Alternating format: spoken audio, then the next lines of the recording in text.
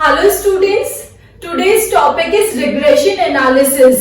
Correlation और regression statistics में एक साथ पढ़े जाते हैं। फिर हमारा प्रैक्टिकल पॉइंट ऑफ व्यू से बहुत इंपॉर्टेंट टॉपिक है, एज वेल एज रिग्रेशन हमारा थ्योरेटिकल पॉइंट ऑफ व्यू से बहुत इंपॉर्टेंट टॉपिक है।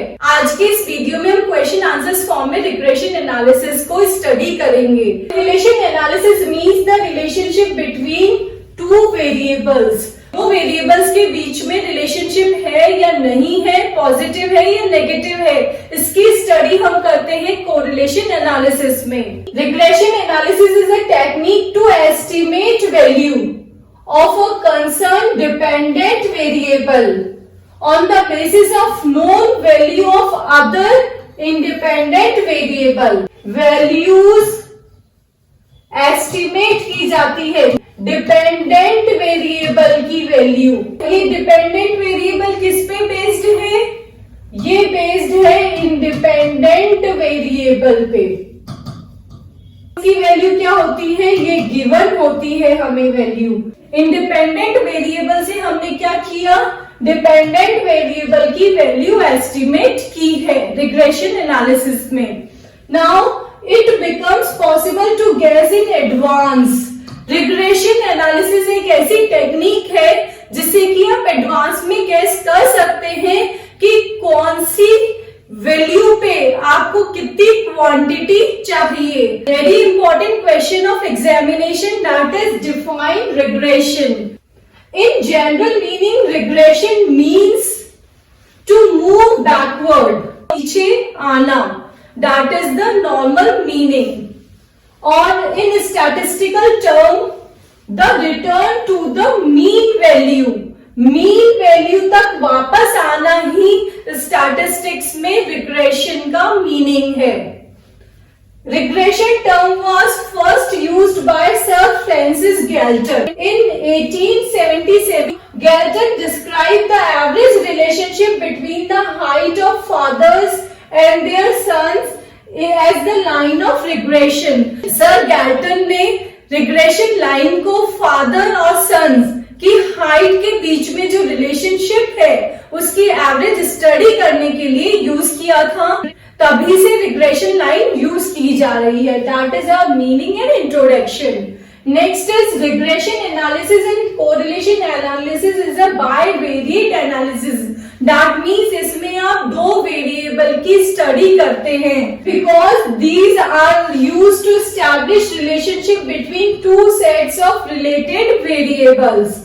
If you want to obtain full marks in theory part, so you have to write down three definition in your answer. Definition of regression.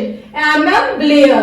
Regression is the measure of average relationship between two or more variables in term of the original unit of data.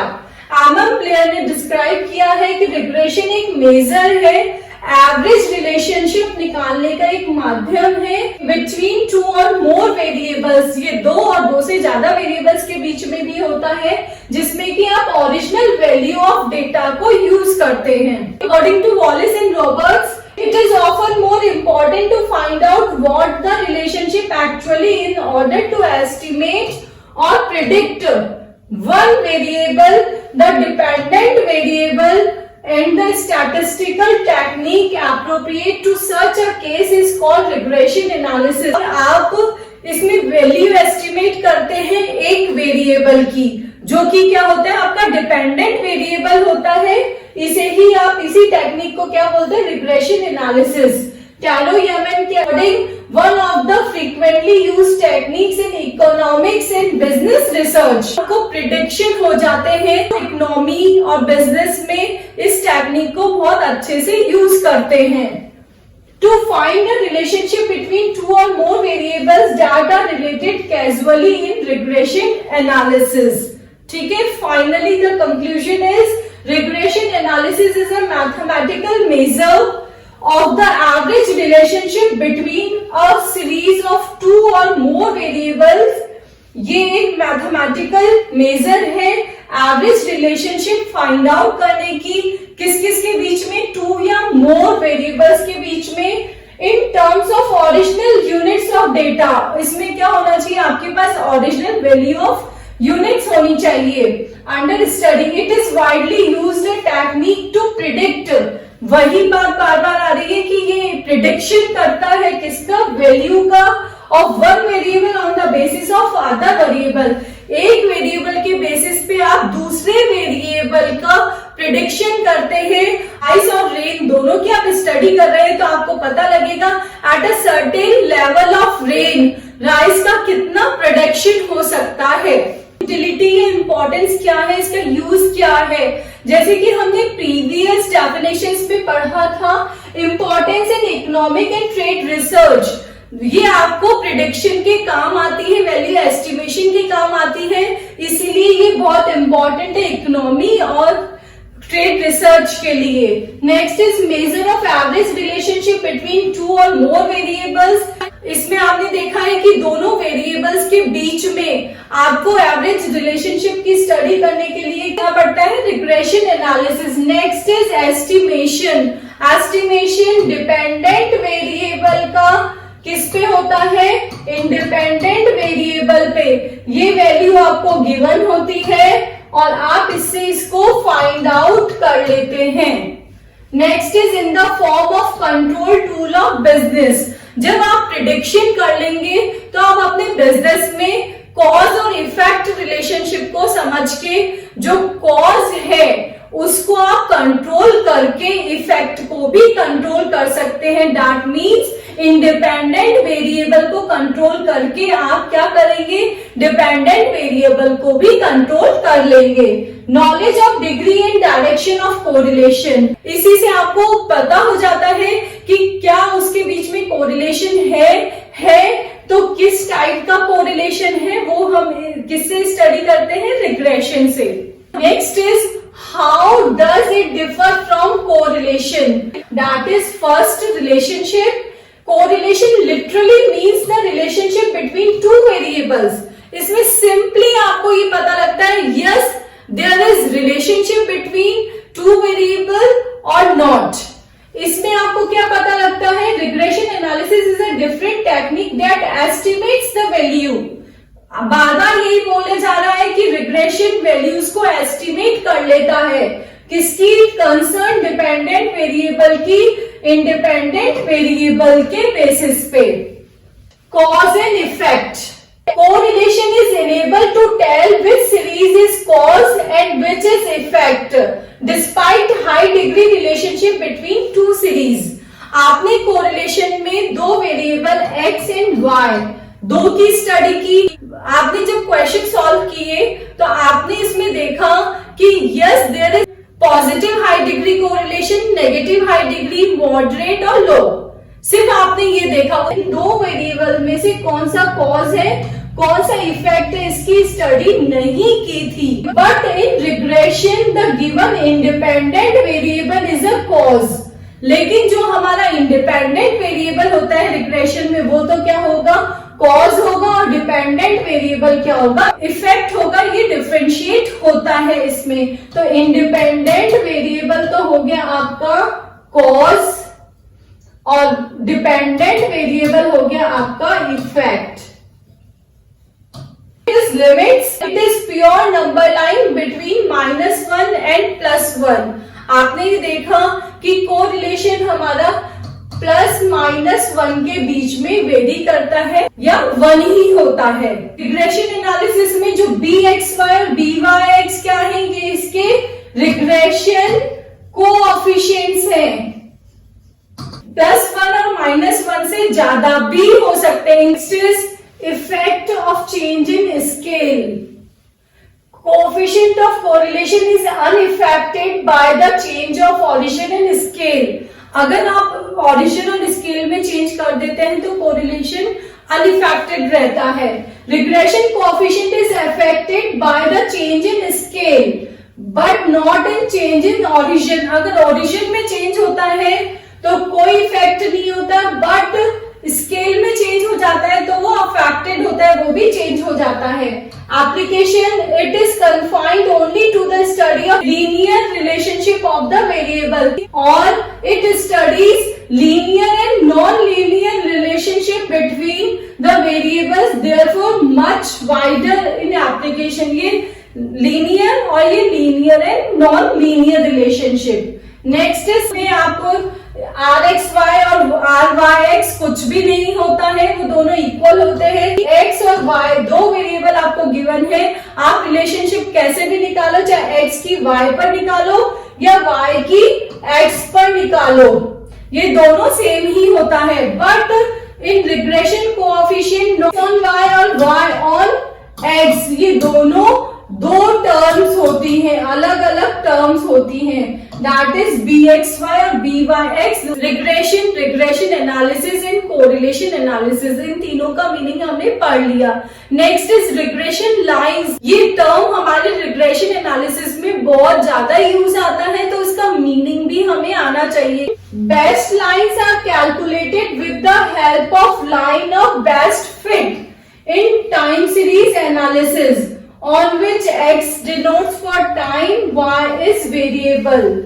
But when x and y both are variable series, line of best fit themselves are called regression lines. अब देखिए time series की अगर हम बात करते हैं तो time series में हमारे दो होते हैं variable. First is x series that denotes the time and y is variable. इन दोनों की रिलेशनशिप कैलकुलेट करने के लिए क्या करते हैं, बेस्ट फिट लाइन बनाते हैं. ऐसे ही जब आपको दो वेरिएबल गिवन होते हैं x एंड y, इन दोनों की रिलेशनशिप स्टडी करने के लिए आप जो बेस्ट फिट लाइन बनाएंगे उसको क्या बोलेंगे, regression lines. Therefore lines of best fit expressing average relationship between two series. और ये जो दो लाइनें होती हैं वो एक दूसरे के रिलेशनशिप को ही बताती है. That is your regression lines. We find best expected value of dependent variable for the given value of independent variable with the help of these lines. और जो आप दो बेस्ट फिट लाइंस बनाते हैं उनके बेसिस पे आप डिपेंडेंट वेरिएबल की वैल्यू फाइंड आउट कर लेते हैं, इंडिपेंडेंट वैल्यू है उससे. If we want to study the interdependence of two related series, two regression lines are drawn. Regression में two lines ही क्यों draw की जाती है? First is regression line x on y, regression line y on x. Regression line x on y है, x on y. That means x किस पे dependent है, y पे डिपेंडेंट है. तो x हो गया हमारा डिपेंडेंट वेरिएबल, y हो गया हमारा इंडिपेंडेंट वेरिएबल. इसमें भी यही बोला गया है, in its formation y is independent variable और x is dependent variable. And best expected value of x is calculated corresponding to the given value of y. इसमें क्या होता है, आपको y की वैल्यूज गिवन होती है और उस गिवन वैल्यू से आपको कैलकुलेट करना होता है x की वैल्यू. तो इसलिए ये लाइन इंपॉर्टेंट है x की वैल्यू फाइंड आउट करने के लिए. This line denotes regression of x on y. Regression line of y on x, y on x. That means y क्या है, x पे डिपेंडेंट है. तो ये तो हो गया आपका डिपेंडेंट वेरिएबल और ये हो गया आपका independent variable. In its formation x is independent variable और y is dependent variable. Best expected value of y is estimated equivalent to the given value of x.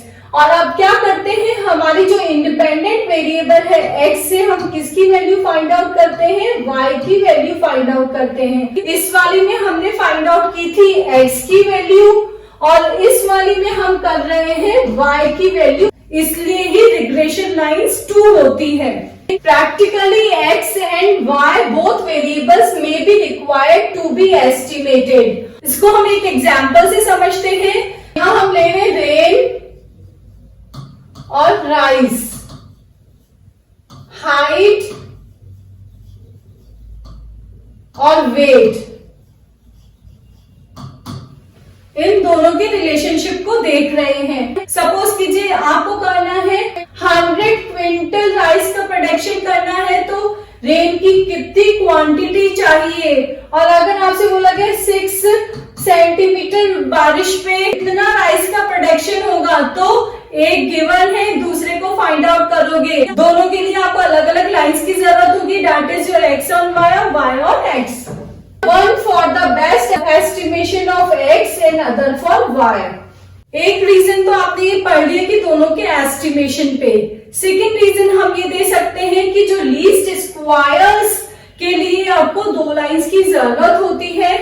Regression lines are those best fit lines which are drawn on the assumption of the least squares. Under least square, the lines which are to be drawn should be that in manner so that the total of the squares of the deviation of the various points of actual values up to the regression line can be measured by two ways। आप उसको horizontally और vertically दोनों तरीके से major करते हैं, इसलिए minimum करने के लिए आपको हॉरिजेंटली भी करना पड़ेगा, वर्टिकली भी करना पड़ेगा। तो उसके लिए आपको क्या चाहिए, 2 रिग्रेशन लाइंस चाहिए। देखिए ये हमारे 2 ग्राफ्स हैं।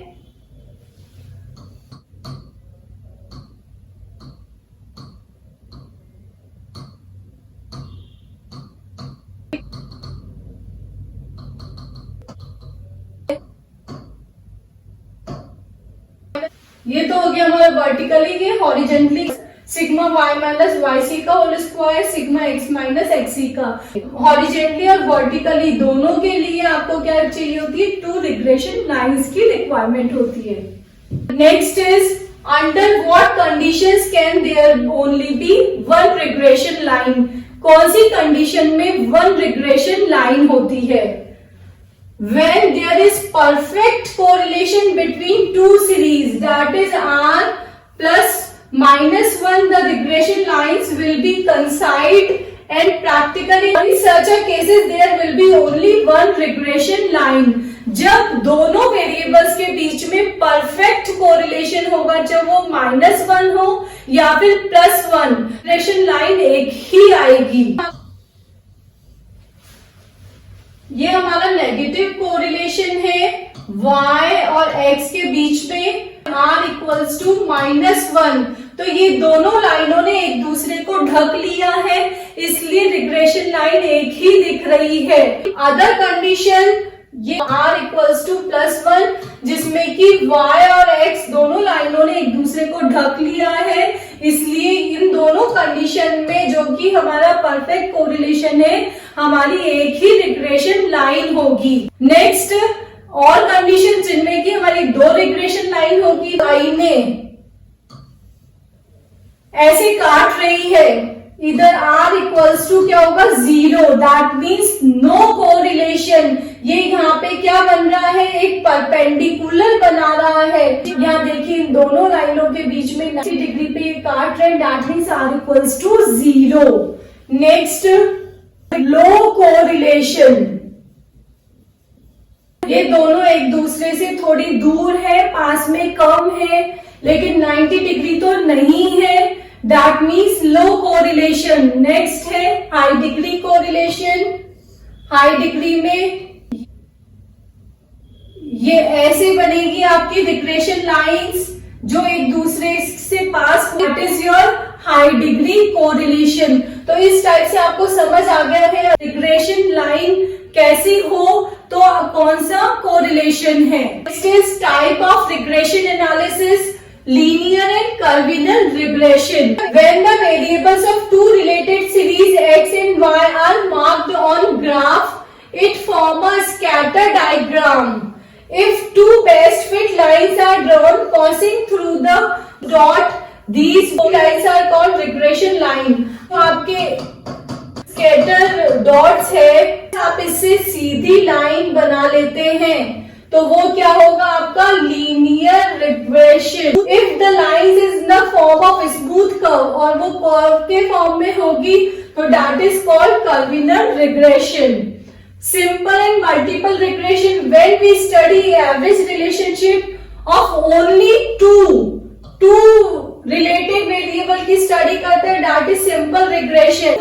वैल्यू वेरिएबल इज इंडिपेंडेंट, इसमें जो नोन वैल्यू होती है वो तो इंडिपेंडेंट होती है और जिसकी एस्टिमेट करते हैं वो होती है आपकी dependent variable. They are usually denoted by X and Y. When regression analysis method is used to examine more than two variables, that is called multiple regression. दो से ज्यादा variables की study multiple regression में करते हैं। Interpretation of regression line.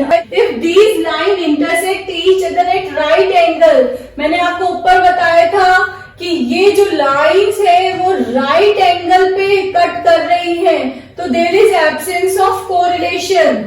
If all the mark point graph paper in a straight line and two regression line overlap each other, इसकी condition कौन सी थी? ये वाली, ये दोनों, ये तो नेगेटिव हो गई और ये पॉजिटिव, दोनों लाइनें स्ट्रेट लाइन में और एक दूसरे को ओवरलैप कर रही है, that is perfect correlation. In this line moves upward left to right side, that is positive correlation, and reverse में होगा तो ये नेगेटिव कोरिलेशन है from upper side. The line of the each are the mode correlation, आपको बताया था जितनी lines एक दूसरे के पास होगी वो क्या होगा? हाई डिग्री कोरिलेशन, और एक दूसरे से वो जितनी दूर देयर इज लेस कोरिलेशन।